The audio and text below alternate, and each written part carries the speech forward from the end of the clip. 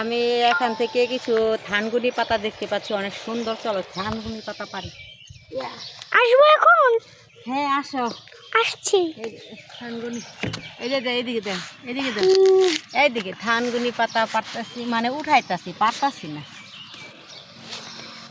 এই যে তুমি আসতেছো কেন? ও কাছে দেখাবা। এই যে দেখো কত সুন্দর। আমিও থানকুনি পাতা তুলবো। একটা একটা করে উঠাও। আমি তো উঠাচ্ছি, এই উঠবো। হলো থানকুনি পাতা। থানকুনি পাতার ভর্তাটাই যে পেঁয়াজ এবং কাঁচামরিচ দিয়ে বানাচ্ছি, আর লবণ সাথে দিয়ে এভাবে।